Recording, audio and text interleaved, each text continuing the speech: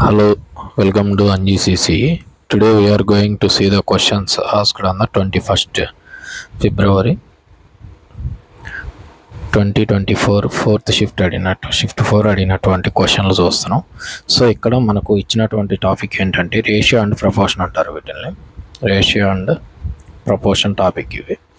So 4m = 5n = 20c. వీటిని normal ప్రొసీజర్లో చేసుకున్నప్పుడు 4m = 5n implies m/n = 5/4. So దీన్ని రేషియోగా రాసుకుంటే 5:4. Next 5n = 20c implies n/c = 20/5 = 4/1. So మనం ఇప్పుడు m/n/c తీసుకుంటే దీన్ని 4:1గా రాసుకోవచ్చు. 4/1 = 4:1. సో ఇప్పుడు m/n = 5:4. So n/c = 4:1. సో ఇక్కడ ఏవేవైతే ఈ ఖాళీ వాల్యూస్ అయితే ఉన్నాయో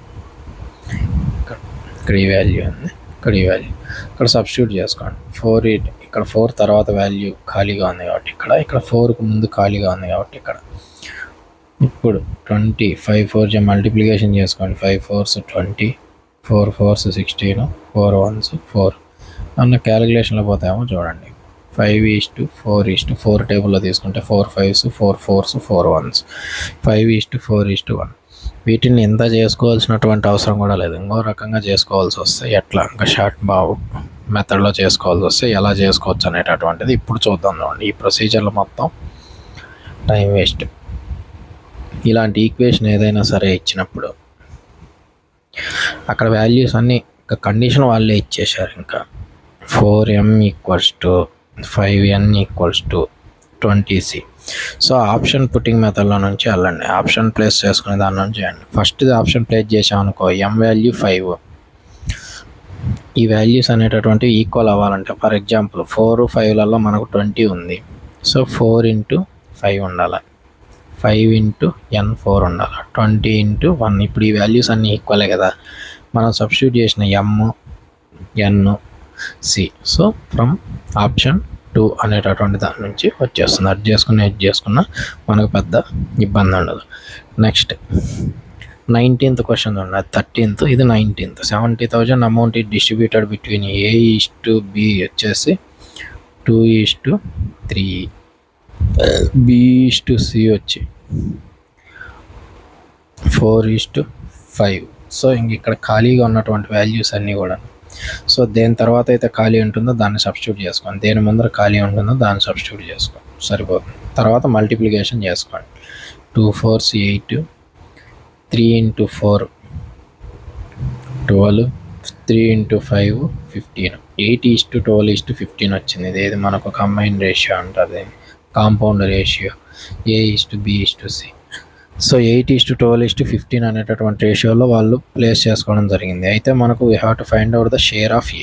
70,000 distributed between A/B/C such that ఇదా డిస్ట్రిబ్యూట్ చేసుకున్నారు అన్న ABCని ఫైండ్ అవుట్ చేయండి అని అన్నాడు. సో ఇప్పుడు ఏ రేషియో వాల్యూ అంతా 8 ఇంకా టోటల్ యాడ్ చేసుకోవాలి. 8 + 12 20, 20 + 15 35 × 70,000 35 1s 35 2s. ఇక్కడ జీరోస్ అన్నీ వచ్చేస్తాయి. 2000 × 8 = 16,000.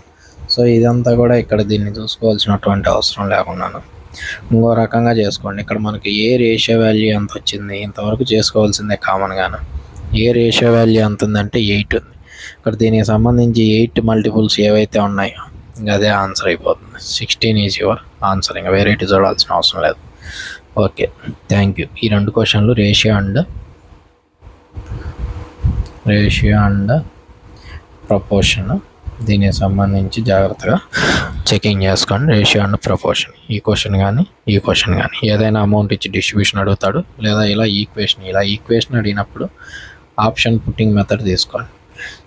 మనకున్నటువంటి వాల్యూస్లలో ఆప్షన్స్లో ఏ వాల్యూ సబ్స్టిట్యూట్ చేస్తే ఆ ఈక్వేషన్ అనేటటువంటిది ఈక్వల్ అవుతుందో అదే ఆన్సర్ కింద వస్తుంది.